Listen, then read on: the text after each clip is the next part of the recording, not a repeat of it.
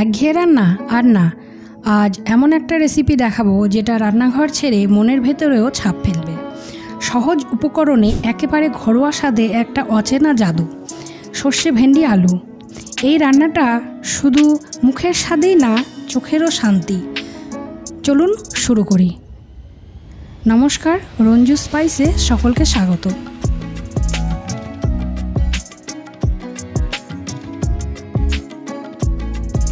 প্রথমে আমি ভেন্ডিগুলোকে এইভাবে কেটে নিচ্ছি। দুই ভাগে কেটে নিয়েছি। ভেন্ডিগুলো আমার একেবারেই কচি। আমি এখানে বেশি ছোটও করিনি, আবার গোটাও রাখিনি, মাঝখানে কেটে নিয়েছি, যাতে মাঝখানে কেটে নিলে দেখা যায় যে এর ভেতরে পোকাও আছে কি না। আবার বেশি ছোট করে কেটে নিলে গলেও যায়।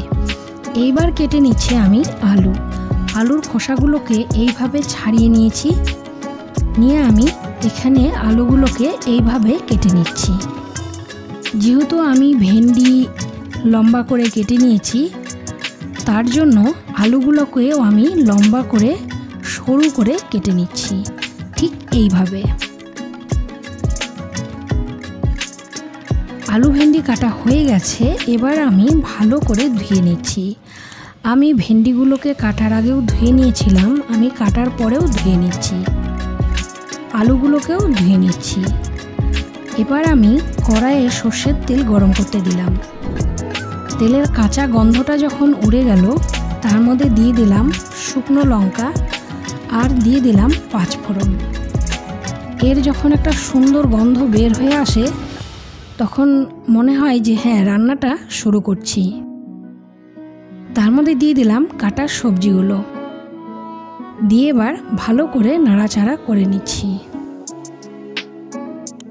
এইবার আলুগুলোকেও দিয়ে একসাথে নাড়াচাড়া করে নেব। দেখুন, ঠিক এইভাবে কালারগুলোও কিন্তু খুব সুন্দর হয়ে এসছে। একটু ভাজার পরে এর মধ্যে দিয়ে দিলাম লবণ আর দিয়ে দিলাম হলুদ, দিয়ে একটু ভালো করে নাড়াচাড়া করে নিচ্ছি। নিয়ে এবার আমি এর মধ্যে অল্প পরিমাণ জল দিয়ে দিচ্ছি। দেখুন, ঠিক এই পরিমাণে জলটা থাকবে, তাতে আমার আলুগুলোও সেদ্ধ হয়ে যাবে, ভেন্ডিগুলোও সেদ্ধ হয়ে যাবে। এবার অন্যদিকে দিয়ে দিচ্ছি সর্ষে আর দিয়ে দিচ্ছি আদা, দিয়ে আমি এইগুলোকে পেস্ট করে নিচ্ছি। দেখুন, আমার পেস্ট হয়ে গেছে। আর এদিকে আমার আলু ভেন্ডিটাও ভাজা হয়ে গেছে। এবার ঢাকনা উঠিয়ে আমি ভালো করে নাড়াচাড়া করে নিচ্ছি। নিয়ে এবার আমি পেস্ট এর মধ্যে ঢেলে দিচ্ছি, দিয়ে এবার ভালো করে নাড়াচাড়া করে নিচ্ছি। দেখুন, একদম মাখা মাখা হয়ে গেছে। ভেন্ডিগুলো খুব সুন্দর নরম হয়ে গেছে, আর ঠিক এই রকম।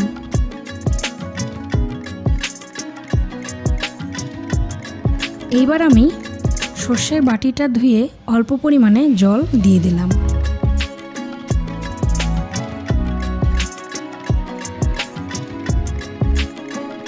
দিয়ে একটু ঢাকা দিয়ে দিলাম। অল্পক্ষণের জন্য ঢাকা দিয়ে রেখে ঢাকাটা উঠিয়ে এবার আমি নাড়াচাড়া করে নিচ্ছি। দেখুন, আমার আলু ভেন্ডিটা একেবারেই হয়ে এসছে। দেখুন, ঠিক এই রকম। এখনও যারা আমাকে সাবস্ক্রাইব করেননি, অবশ্যই সাবস্ক্রাইব করে দেবেন। এইবার দিয়ে দিলাম অল্প পরিমাণে চিনি।